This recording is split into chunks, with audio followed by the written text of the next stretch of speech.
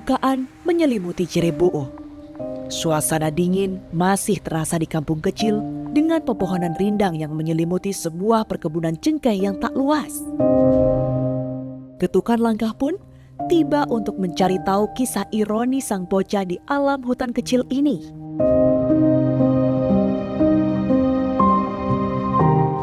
Dua kilometer dari rumah Ibu YBR, ini adalah rumah neneknya atau yang biasa dipanggil oleh YBR ini Oma.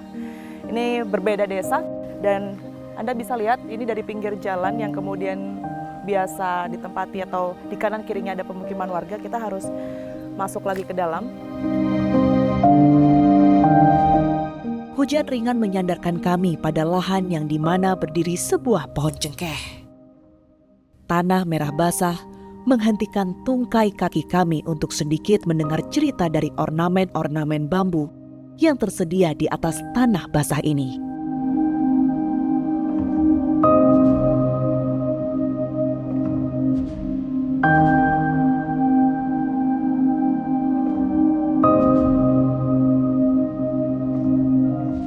Ya, Kamis 29 Januari 2026. Tempat inilah yang kemudian ini menjadi saksi bisu seorang anak berinisial YBR berusia 10 tahun yang masih duduk di bangku kelas 4 sekolah dasar ini memutuskan untuk mengakhiri keputusasaannya dengan cara bunuh diri atau menggantung dirinya di depan rumah yang ia tinggali sehari-hari bersama dengan neneknya. Disinilah yang setidaknya sulit sekali saya gambarkan karena tentu keluarga melihat ini menjadi satu duka yang mendalam. Anak yang kemudian dikenal ceria harus berakhir hidupnya. Banyak barang yang kemudian ini tertinggal di sini. Tentunya ini informasinya juga bekas dari upacara adat setelah kematian yang baru saja digelar di tanggal 9 Februari 2026, tetapi juga sedikit kalau mungkin saya bisa gambarkan, aktivitas mereka sedikit banyak selain di rumah atau mohon maaf, lebih pantas saya sebut gubuk begitu ya, yang mereka tinggali sehari-hari. Mereka memasak daging atau olahan makanan mereka berupa daging babi begitu ya, ini di pekarangan ini atau di halaman sini. Mungkin saya setelah ini akan masuk ke dalam menemui nenek dari YBR begitu. Di sini juga saya lihat ada ubi makanan mereka yang bahkan masih tersisa karena informasinya juga mereka ini terbatas sekali setiap harinya. Dalam 1 bulan saja pemasukan mereka sebagai petani cengkeh dan juga pala ini hanya sebesar tidak lebih dari Rp178.000. Anda bisa bayangkan ini. Ini juga menjadi salah satu gambaran di mana data yang kemudian dimiliki oleh KPAI, di mana Indonesia sendiri menempati urutan tertinggi anak bunuh diri se-Asia Tenggara. Ini yang kemudian menjadi ironi karena kita ketahui bahwa YBR ini sempat meninggalkan secarik kertas yang berisikan pesan kepada sang ibu. Siapa yang kemudian ini tidak tergetar hatinya membaca, ya harus meninggalkan sang ibu agar ibunya tidak merasa ada beban untuk menyekolahkan, membelikan pena dan juga buku yang disebut-sebut. Inilah yang menjadi permasalahan utama mereka.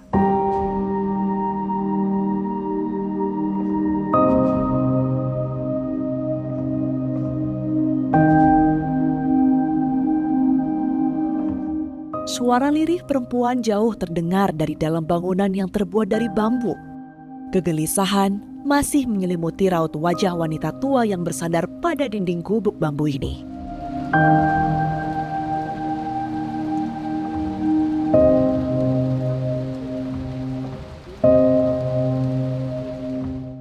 Air mata yang sedikit menjadi fatamorgana memberikan kisah sejati tentang seorang bocah yang ia kasihi kini telah pergi untuk selama-lamanya.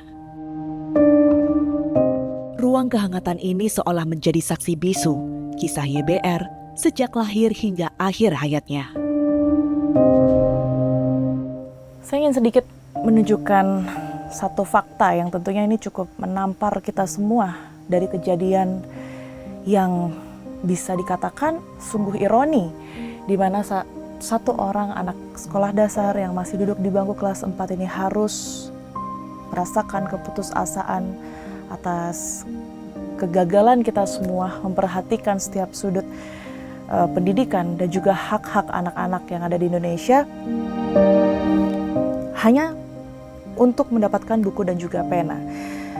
Disinilah ia sehari-hari tinggal, di sini pula seluruh aktivitas dikerjakan, di mana ia hanya beralaskan bambu yang saat ini saya duduk ini untuk tidur. Tidur, kalau Anda di sana bisa melihat ada selimut, kemudian juga bantal.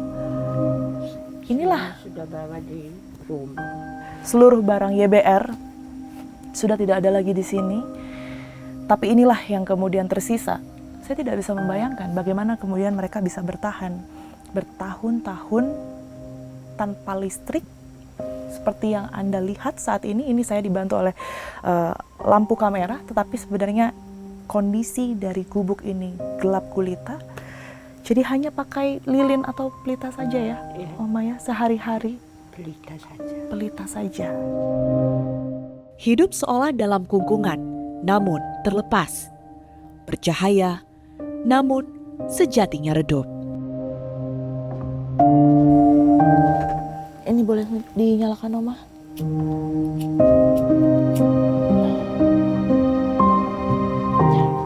Jadi hanya dengan keadaan seperti saat ini yang saya gambarkan kepada Anda, gelap dan tentunya tidak efektif, tidak layak untuk dua orang manusia. Ruang terbatas untuk sekedar bercita-cita. YBR hidup dalam kegelapan yang fana. Dirinya tak mampu berteriak dalam kalut hanya untuk sekedar bersuara kepada Tuhan.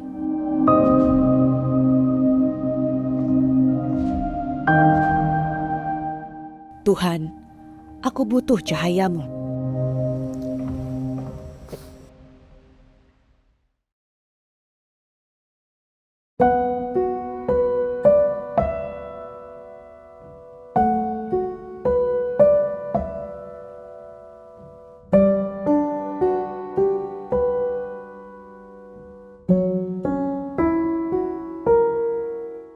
Kita coba untuk lihat ke depan.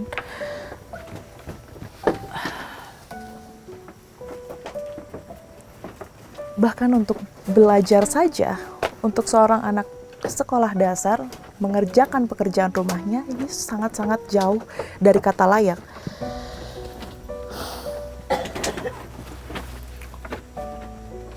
Sedikit keluar dari ruangan yang mereka gunakan untuk memasak, untuk berpakaian, untuk tidur. Disinilah Oma Wilu, nenek dari YBR ini mengolah begitu ya makanannya. Piring-piring, alat makan semua ada di sini. Dan nampaknya karena ini adalah hari pertama Oma Wilu kembali ke gubuk ini setelah pemakaman atau kematian dari YBR, inilah kondisi terakhir yang ada, di mana mereka menghabiskan waktu bersama di sini. Memori mereka untuk menghabiskan makanan seadanya yang disiapkan oleh Oma Wilu di sini. Nilai ruang di bawah kesederhanaan yang kami lihat, harus YBR telan mentah-mentah 9 tahun lamanya bersama Oma Wilu.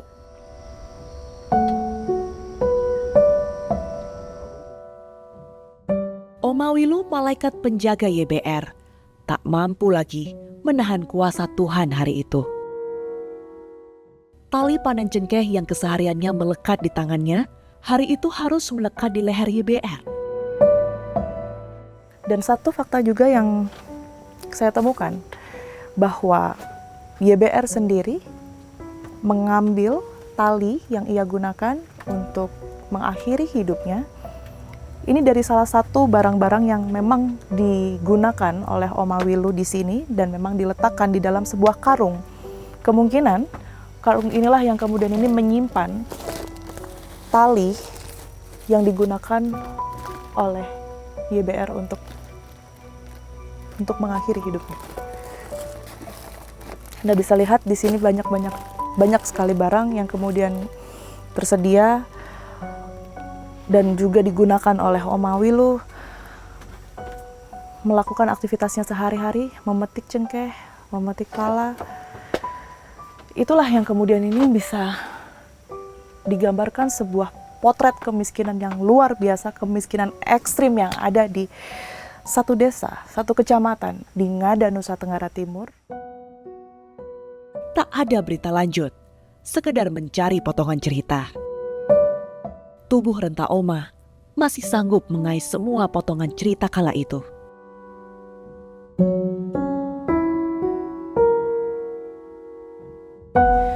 Saya tahu ini waktu yang berat sekali, luar biasa untuk Oma, untuk Om juga kembali ke tempat ini, karena disinilah saksi dari semua yang kemudian dialami oleh YBR, begitu ya. Bagaimana YBR mencurahkan segala keputusasaannya dengan tindakan yang kemarin kita ketahui bersama. Kondisi Oma sejauh ini seperti apa, Oma? Biasa-biasa. Biasa-biasa. Tapi ini pertama kali Oma menginjakan kaki ke sini, betul ya? Pertama kali. Apa yang menguatkan Oma untuk bisa ada lagi di sini? Lagi muda. Lagi muda. Yang bisa menguatkan ini kau tiap hari kau muda. Terus kok dia anak cak. Dia sedih. Keseharian Bastian dengan Oma ini seperti apa sih? Mungkin Oma tahu ada kendala-kendala yang dialami oleh YBR, sehingga jalan kemarin lah yang diputuskan oleh YBR untuk mengakhiri, barangkali ada kesedihannya, ada rasa sakitnya yang dia alami. Om Riki. Selama dia udah rumah tak baik kau masih minta tamu dia namanya baik kau itu. Baik kok. Anak ada biasa-biasa. Baik kok masih ini berepin aja kulur lah, laut katro. Baik kok. Ini bu. Setiap hari dia si almarhum yang omanya di sini. Sebelum dia almarhum meninggal itu dia tidak pernah ada rasa ini omong dan omanya bilang saya ada sakit ke apa ke mengeluh-mengeluh, tidak pernah. Kalau kita lihat kan Bastian juga meninggalkan satu surat ya untuk ibunya, Bang Riki, dan juga Oma. Surat itu mungkin dalam sekali artinya, tapi banyak yang kemudian mengartikan kaitannya adalah dengan pena dan juga buku. Sebenarnya yang dihadapi Bastian sehari-hari, yang dihadapi oleh YBR sehari-hari ini seperti apa bersama Oma? Tanah buku beberapa dia. Dia kasi mengeluh ke buku mana buku de kalau macam tine doina lapis buku. Kasi lah kauta. Dia pernah 2 minggu sebelum kejadian ini dia pernah mengeluh dengan omanya, mau beli buku dan bolpoin benar. Tapi omanya tidak ada uang, terus omanya ini sayur selada nih, ada 4 ikat, suruh dia pergi jual itu tuh. Oma suruh dia pergi jual, dia langsung ambil itu sayur selada pergi jual di Pasar. Di Guru. Oke. Begitu jual habis itu sayur selada laku, omanya pesan dia 10.000 itu kau beli buku dan bolpoin, yang sisa itu beli gula. Nah, itu si almarhum dia beli. Kembali dia habis beli itu, sisanya 2.000 dia beli bonbon. Beli Bonbon, gula-gula nih. oh gula. Nah, gula-gula. Terus sampai di sini dia kasih tunjuk dapat oma. Kasi na tu kedi. Dia berdiri di sini, dia tunjuk dapat oma. Oma ini sayur sudah laku. Oma suruh saya beli buku dengan bolpoin, saya sudah beli. Sisa ini 10.000, saya beli gula 2 bungkus. Kalau menjelang hari kejadian mungkin Oma, menjelang hari kejadian, adakah mungkin cerita atau gerak-gerik yang berbeda dari biasanya ya, yang disampaikan atau dilakukan oleh YBR? Belum kejadian itu, dia pernah ke rumah adat. Rumah dia? ke rumah tadi itu. Oh ya, tempat Dia tidur ibunya. di sana. Tempat ibunya. Iya, tidur satu malam. Begitu tidur satu malam, langsung dia balik sini. Sampai sini omanya ada di tetangga sebelah ini. Iya. Ada pi bantu Nama cuci kemiri. radio. Oke. Ada mama ada pi mandi, terus mama pi mandi. Sampai sini omanya tidak ada. Nah, kebetulan ada di sini kan jalan orang mau ke kebun. Iya ya, di belakang. Itu orang lewat. Ada orang lewat, dia sementara duduk sini. Mungkin itu buku yang dia catat, dia tulis itu. Soalnya orang tegur dia, kau tidak pergi sekolah. Dia hanya mengeluh kepala sakit saja, pusing. Bilang, begitu datang lagi orang yang kedua, tanya dia. Itu dia tetangga yang sempat menyapa Iya, YBR. Oh. tetangga. Begitu lagi datang orang kedua, dia sudah taruh dalam buku. Dia alasan itu buku udah belajar. Padahal dia lagi pikir cara bagaimana dia mau tulis ini untuk tinggal mamanya dan omanya supaya jangan terlalu sedih. Kalau saya mati tidak usah menangis, jangan cari. Itu yang kata-kata terakhir itu. Itu dilakukan semuanya oleh YBR pada saat Oma nggak ada di rumah, Iya, betul Oma ya? tidak ada, ya. Setelah Oma sampai ke rumah, Oma secara langsung lihat bagaimana kondisi Bastian pada saat itu ya berarti? Begitu Oma dari tetangga ini, Ya? Oma datang sini orang semua sudah penuh, kerumus semua, Oh, manusia sudah penuh. Oma baru tahu di sini atau pada saat itu ada yang ngasih tahu? Ada dipanggil, dipanggil. Oma. Apa yang disampaikan pada saat Dipanggil itu? Oma, sampai di sana ada anak muda dipanggil Oma. Kasih tahu, bilang Oma harus ke pondok ini. Akhirnya Omanya korek terus. Ada maksud apa mau ke pondok? Cuma saya ini sementara memandi habis mau ke pondok. Tidak, Oma cepat-cepat sudah. Cepat-cepat suruh kita ke pondok. Dia kan mereka mau kasih tahu kan takut toh. Takut nanti Oma drop apa. Akhirnya Oma ini berani hati, dia langsung tanya memang. Ada apa nih? Terus mereka tanya, kasih tahu memang. Oma, kalau kami kasih tahu, Oma jangan kaget. Tidak usah kaget, tidak usah panik. Terus ini, mereka kasih tahu sudah bilang. Akhirnya Oma datang nih. Semua orang sudah penuh semua. Sandinya. Gantung di sini.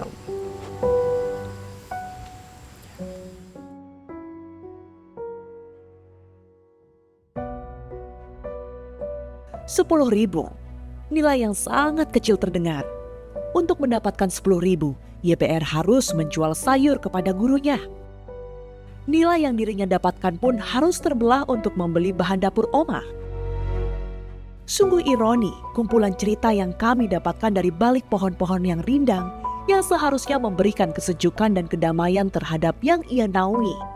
Tapi ini justru kekuatan ketidakadilanlah yang kami dapatkan dari serpihan cerita di tanah ini.